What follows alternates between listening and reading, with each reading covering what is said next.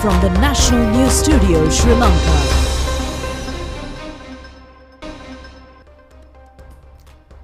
Good evening and welcome to the National News broadcast, brought to you live from the National News Studios here at the Sri Lanka Rupavahini Corporation. I am Dishan Virakon together with Tudanjali Ananda.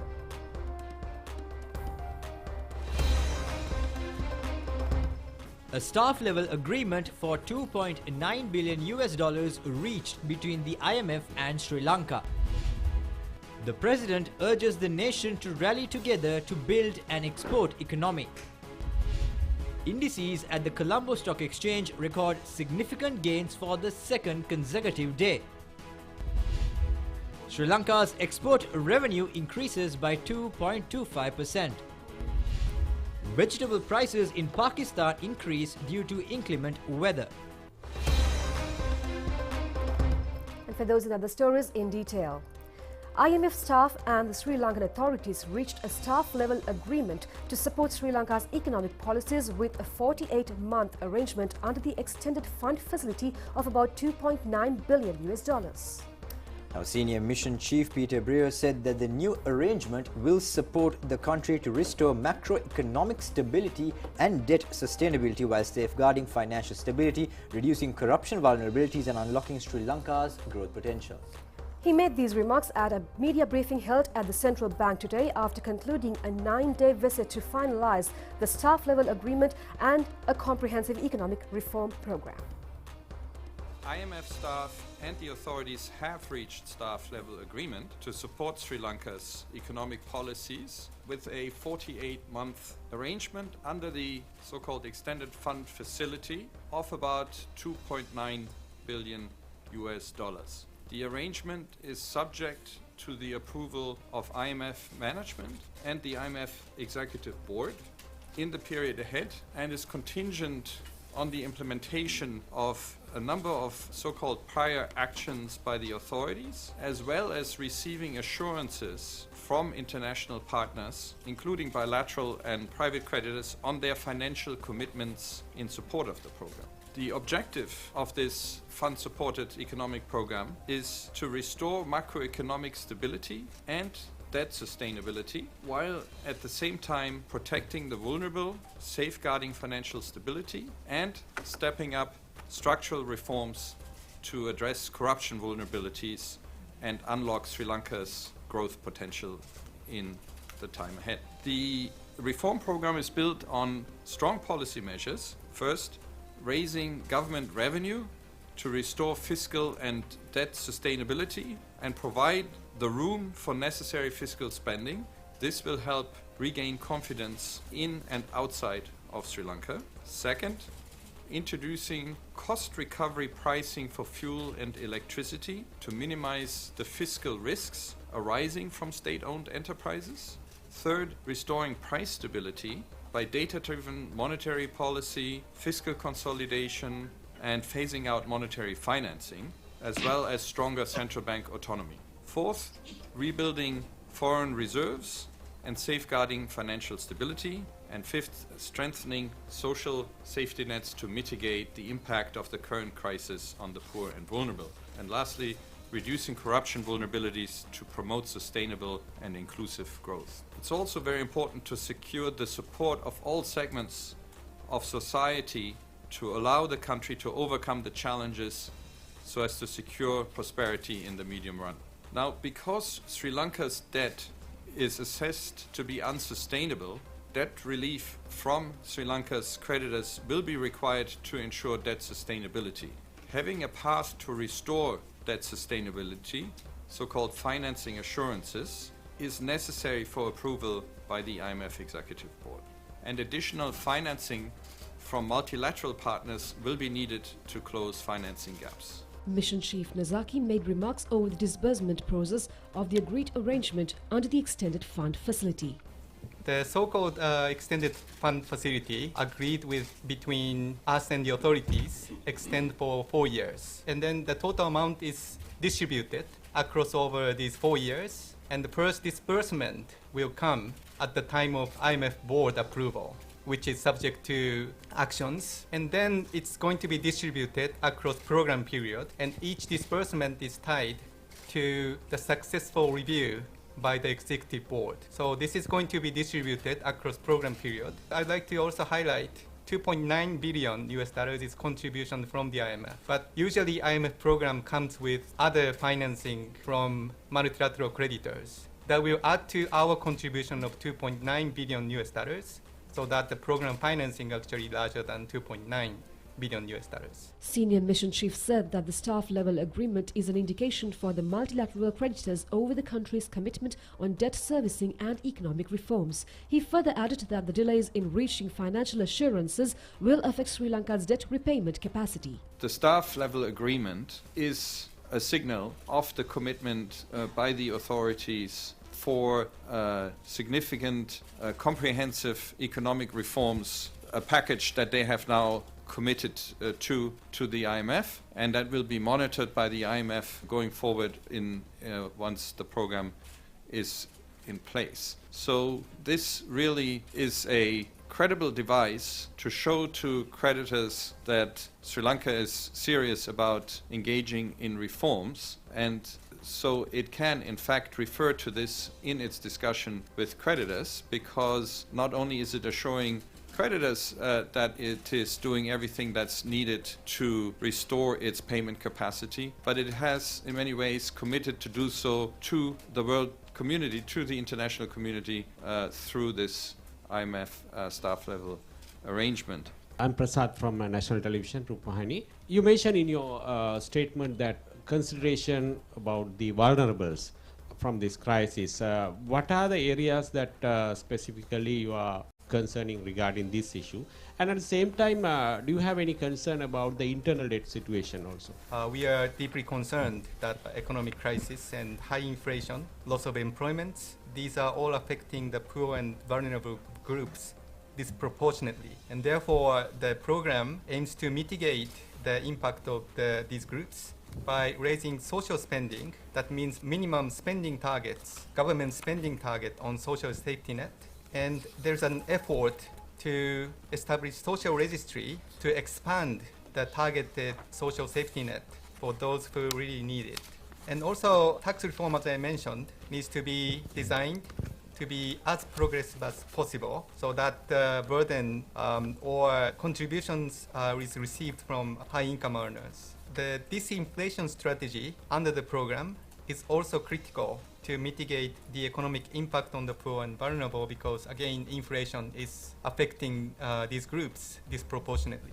Senior mission chief also commented on the sequencing of the extended fund facility to Sri Lanka following the staff level agreement. In terms of the sequence, at the IMF we have now engaged with the authorities for a number of months to agree on a package of economic reforms that we think will help pull the country out of the crisis, will address the crisis and move the country forward. And we stand ready to put this agreement to our management, if management approves it, to then put it forward to the executive board as soon as these conditions that I mentioned are satisfied. So we do need to await now for these conditions to take place. Now, the authorities work on these so-called prior actions, i.e. the reforms that they will undertake even before the program is put to the IMF board. Those can go on at the same time as the engagement with creditors on obtaining financing assurances. So that can run in parallel, and we would very much encourage it, so that no delays if one of them is completed and the other one is not. So we would very much encourage rapid progress on both fronts with respect to these prior actions, as well as moving forward the process of engaging creditors. Now, the authorities have hired financial and legal advisors, and so we would expect this process to expedite it in light of this staff level agreement that has been reached, that should give assurance to creditors that Sri Lanka will be engaging in a comprehensive set of economic reforms.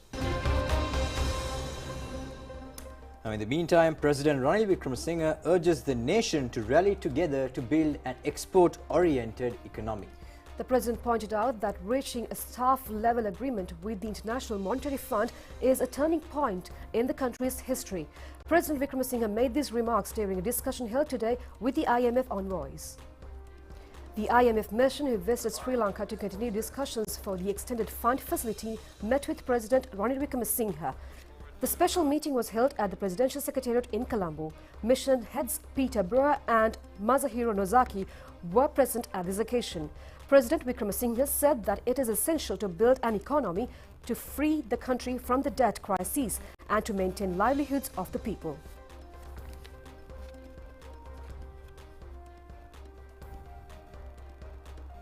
And also help from other multilateral institutions will be important. I guess I should start by reporting that indeed we are ready to move to staff level agreement on the basis of what has been agreed in the Memorandum of Economic and Financial Policies. This is an important step in the history of our country. It's the first time that we've declared bankruptcy. And this is a key not only to resolving the immediate issues of rising from the bankruptcy crisis and the debt moratorium, which is also key to ensure that in the medium term our social sectors are protected and both the economic and our social, both the economic and the social aspect of our lifestyle will certainly not have any further setbacks. So this is what we are committed to, and it is also, for me, I would consider this to be a beginning of a new economic era where we are committed to a very competitive export-oriented industry while maintaining and improving our social standards as well as looking after the vulnerable groups. The beginning will be difficult, but we know as we go on we can make more progress. It's our commitment that matters now, that we should not only fulfill the targets here but to get ahead of them. And appeal to the country that let us reorient ourselves to an export-oriented industry, to economy, which will also make it easier for us to sustain our social services. December, and we don't know how long it will take. Lots of discussions will need to be had. But there is a scenario where those financing assurances can be obtained quickly. It may not be the case. I'd like to say, when I was born, Sri Lanka had no debt. We had sufficient reserves to lend to UK, which was recovering from wartime. We had made enough out of our rubber and our tea that we could have it, and even built the first reservoir in our own initiative. Now that was the government of Mr. D.S.N. Nayaka, and he believed in one principle, that a person and a nation should be debt-free, because he was the chairman of the lay organizations of one of the Buddhist sects in this country, and like all others was committed to follow the doctrine which said that people should not get into debt and there should not be insolvency. So if you are to uphold Article 9 of the Constitution, then we must ensure that we travel that way. You can't pay lip service only, and let this be the beginning and the way forward, because on the 75th anniversary of our independence, this is the best commitment we can make for the next 25 years. Embarking on this process, we look forward to In the meantime, 8 task forces consisting of heads of the public and private sectors were established in order to create good investment opportunities and secure investors. Now, the appointments were made on the instructions of President Ranil Wickremesinghe at the President's office today. These task forces were empowered under the leadership of President's Secretary Saman Ekanayaka. The task forces are enforced to cover all the procedures, regulations and actions implemented by government agencies that provide services related to business activities based on 8 areas, including starting of new businesses, obtaining construction permits, registering a business property, obtaining loans, protecting small-scale investors, cross-border trades and paying taxes. Now, the heads of these task forces and 74 members representing all the government institutions related to these task forces participated in the event. President's Secretary Saman Ekanayaka said that this is another milestone in the government's long-term efforts to create a favorable environment for investors. Now, the President's Secretary pointed out that it is a matter of regret that activities initiated by previous governments were not implemented when the governments changed, and we are suffering today from the consequences of not implementing such timely and necessary institutional reforms. Now, the Central Bank Governor Dr. Nandalal Veerasinghe, World Bank Sri Lanka Manager Ms. Chio Khanda, Secretary of the Ministry of Finance KMM Sirivardhana, the Sri Lanka Board of Investment Director General Renuka M. Veerakone, Senior Presidential Advisor of Legal Affairs Bimba Tilakratna, Senior Economic Advisor to the President Dr. Samaratunga, Presidential Advisor on Economic Reforms Dr. Sarath Raja Patirana, and Vice President of the Ceylon Chamber of Commerce Duminda Hulangamua were also present on the occasion. Now, the indices at Colombo Stock Exchange recorded significant gains for the second consecutive day. The market observers have indicated that this is a positive condition which transpired with the IMF agreement. Another great day of trading at the Colombo Stock Exchange today, with all-share price index closed at 9,254 points, recording an increase of 183 points, whilst S&P SL 20 at 3,008 points, recording an increase of 80 points. The daily turnover today was 4 billion rupees and the market capitalization stood at 4,035 billion rupees. Foreign purchases exceed sales today as well. Foreign purchases at 421 million and the sales at 293 million rupees. The interim budget presented by the President on Tuesday focused primarily on expenditure proposals in order to ensure social security nets for those who have been mostly affected by the rising inflation and the steeply depreciated rupee over the last few months. With minimal tax changes coming in apart from those which are introduced in May, and of course the VAT increase from 12 to 15%, the lack of negative news kept the market positive over the last few days. The budget also paved the way for the staff level approval which came in on Thursday morning, which has also helped improve sentiment overall in the market. The IMF staff level agreement essentially means that the Sri Lankan authorities have agreed to monetary, fiscal and SOE reforms going forward that would bring Sri Lanka into a path of macroeconomic stability after a difficult few months. With the onset of the staff level agreement coming in, we could also expect further bridging financing coming in over the next few months, helping Sri Lanka to meet its essential food and medicinal needs. The IMF also in its statement today has mentioned that Sri Lanka would require assistance from multilateral and bilateral agents in terms of ensuring bridging financing over the next couple of months. The disbursement of funds, the 2.9 billion that has been mentioned, will of course not come immediately but will come with a board level agreement which we expect over the next few months. Sri Lanka now needs to approach its external creditors in order to begin talks on debt restructuring, and this will allow Sri Lanka to move towards the next step, which is the board level approval and the disbursements of funds thereafter.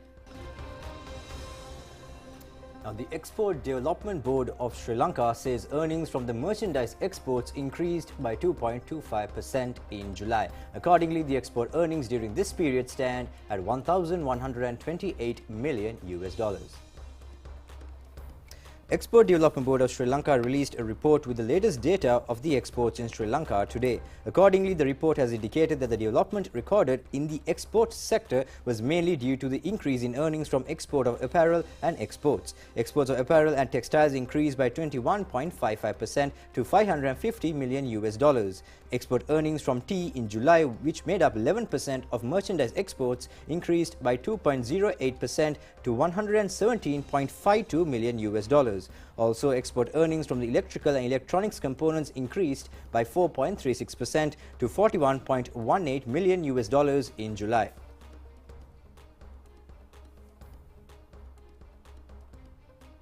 Professor Suranga Silva of the Economic Division of the Colombo University says the foundation to overcome the prevailing economic crisis has been proposed through the recent budget. He pointed out that the budget was consisted of many policies to guide Sri Lanka towards a production economy.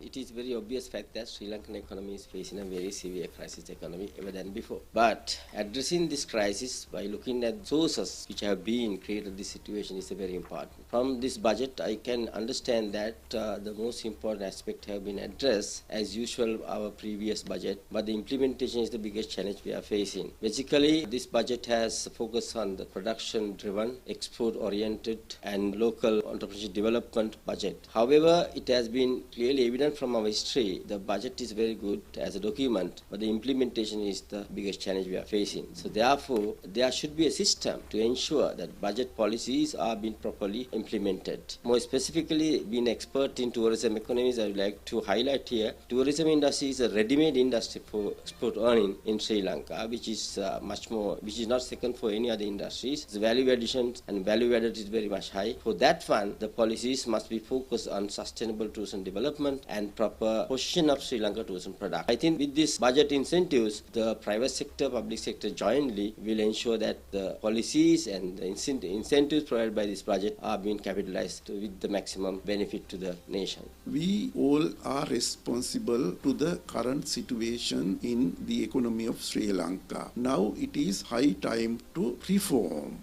and address certain weaknesses of the economy. The current interim budget focuses short period of time. You cannot address each and every issue with this budget. Anyway, budget shows some signs to change the policies we implemented which have produced undesired consequences in our society, in our economy. One of them would be restructuring of public sector enterprises, state-owned enterprises. Since long, those enterprises have made huge losses, and any country can't bear such losses for a long period of time. Now, budget has shown certain strategies to arrest such difficulties. Similarly, rationalization of welfare programs. That part is essential rather than giving subsidies, welfare facilities to each and everybody in the society. No country can do that. Similarly, we have to focus on foreign exchange earnings. Budget has paid little attention on that.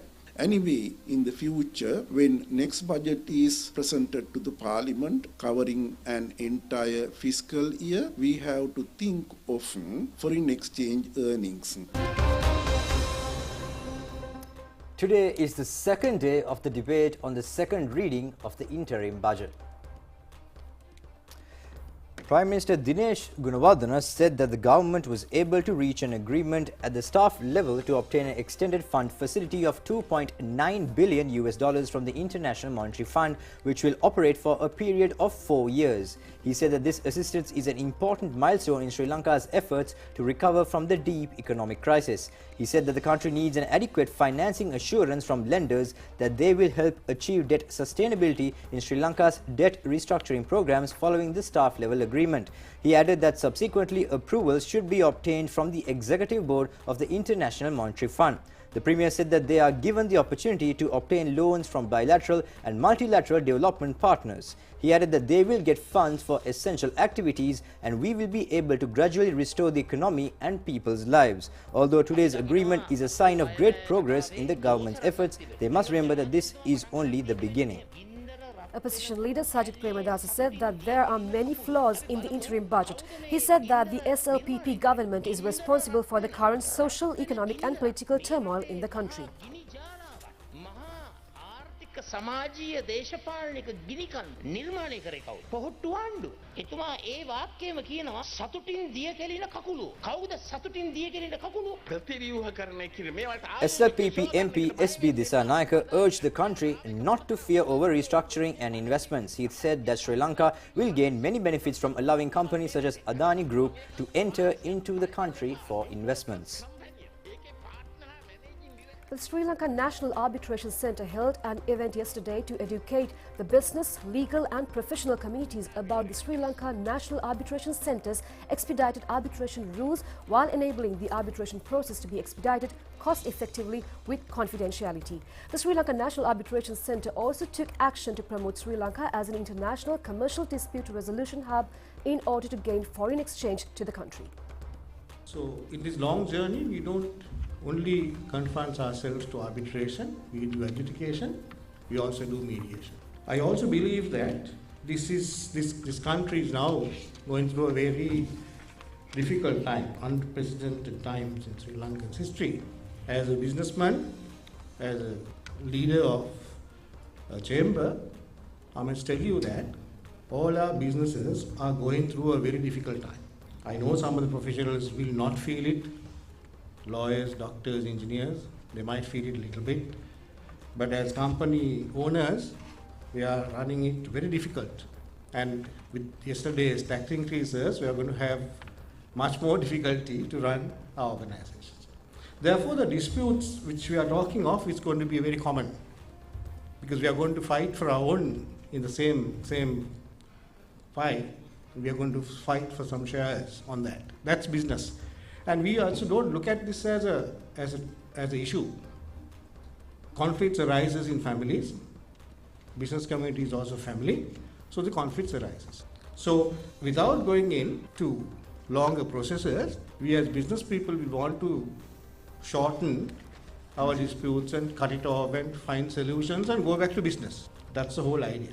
So having said that, what we really want to do is to make use of this arbitration process for our business solutions. So therefore, this is a facilitation center for the businesses in Sri Lanka to settle their disputes. This is not an organization for lawyers, this is not an organization for professionals. This is a center to facilitate the business community to run their businesses in a fair manner. We help them to expedite their issues, find solutions and go back to business.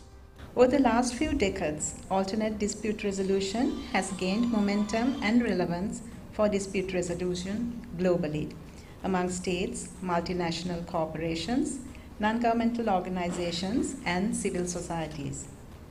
Arbitration is more popular to resolve commercial disputes due to its user-friendly processes, cost and time-effective means, and ease of access. It further contributes towards reducing political risk of foreign investment, lowers the risk premium connected to it, and makes the investment climate more viable. However, over the years, arbitration has faced criticisms from varying stakeholders, both state parties and private entities alike, for various reasons, including the duration and cost of investment arbitration, enforcement of arbitral awards, success rates, lack of consistency and predictability between cases, differences among various institutional and ad hoc arbitration rules, etc. This has led to the reform of international rules pertaining to arbitration, introducing dynamic changes to both procedural and administrative rules, and adopting digitization to arbitral proceedings. Among these reforms are the UNCITRAL Expedited Arbitration Rules of 2021, which has helped to streamline and simplify arbitration proceedings while shortening the time frame. Now in more stories, a commemoration stamp to mark the 150th anniversary of postcards was held in the presence of Prime Minister Dinesh Gunawardena at the Parliament today. Now Minister Bandula Gunawardena presented the first commemorative postcard to the Prime Minister.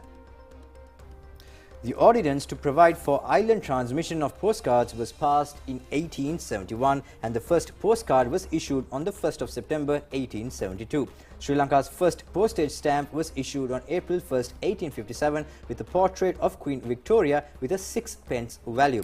Around 1,000 special commemorative stamps are expected to be issued and will be available at a rate of 300 rupees. The special commemorative stamp along with the photograph of the original stamp will be issued by the Stamps Bureau of the Postal Department.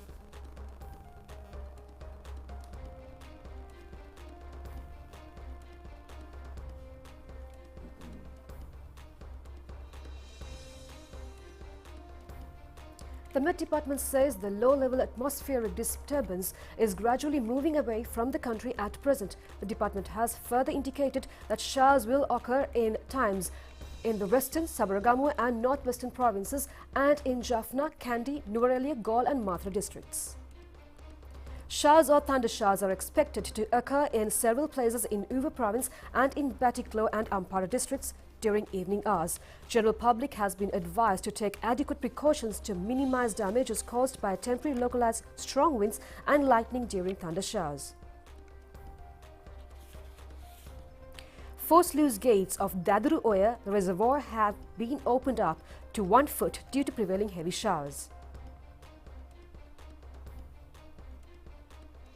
3 sluice gates of Vimala Surendra and Lakshapan reservoirs in Central Highlands have been opened. Disaster Management Unit has informed that the residents in the surrounding areas should be on alert due to the opening of the sluice gates. Ratnapura area has also been affected with heavy showers. The water level in the Kaluganga has also reached spill levels. In the meantime, Polonnaru District Secretary W.A. Dharmasiri has requested the paddy farmers in the district to sell their harvest at government-certified rates to the storage warehouses belonging to the Paddy Marketing Board. Now, he urged the farmers not to sell their harvests at low rates. More than 62,000 hectares of paddy fields in Polonnaru district have been cultivated in the Yalla season. Harvesting will continue from the first week of September until the second week of October. The Polonnaru district secretary said that steps have been taken to open 28 storage warehouses for paddy centering harvesting areas.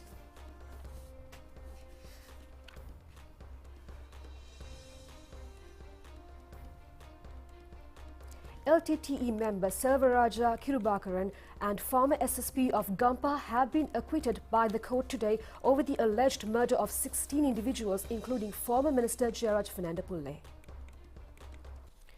The verdict was declared by Gampaha High Court Judge Sahan Mapa Bandaranayake when the case was taken up for hearing today. Former Minister Jayaraj Fernandapulle and 15 others were killed in a bomb attack near Kanti grounds in Valiveria in 2008. Accordingly, LTTE member Selvaraja Kirubakaran and former SSP of Gampaha Lakshman Kure were charged over the incident.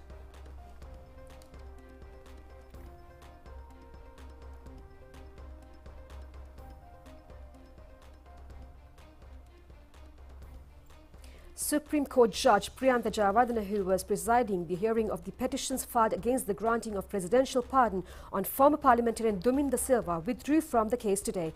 The hearing of the petitions were convened before 3-member judge bench led by Judge Priyantha Jayawardena. However, the judge informed that he is withdrawing from the case hearing due to a personal reason. Subsequently, the hearing was postponed. Now, a luxury motor vehicle had crashed into a filling station in Madiwala today.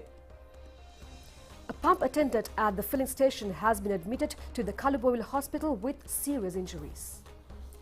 Reports have indicated that the vehicle had ramped into the filling station at high speed and the driver had not been able to control the vehicle at the speed.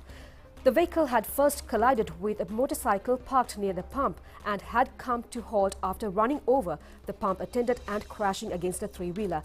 The driver of the vehicle had said that the accident had occurred due to a brake failure.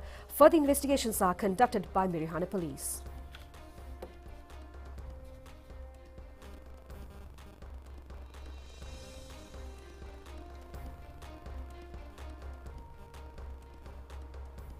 Now, the 38th Ranaviru commemoration ceremony of the Special Task Force was held at the memorial at the Special Task Force camp today.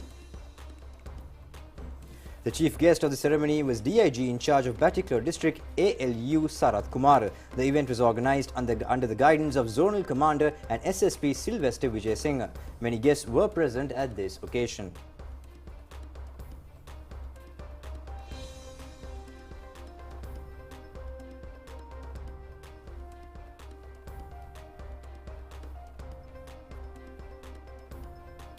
Well, that's it for your local stories. Stay tuned for news overseas.